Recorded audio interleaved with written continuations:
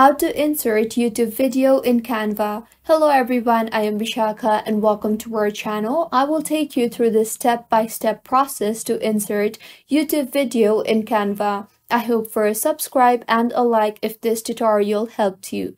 Now let's get started. Firstly, open your preferred browser and in the search bar, search for Canva and then tap on the first link there. Make sure you are logged in and now go ahead and tap on the Create a Design option.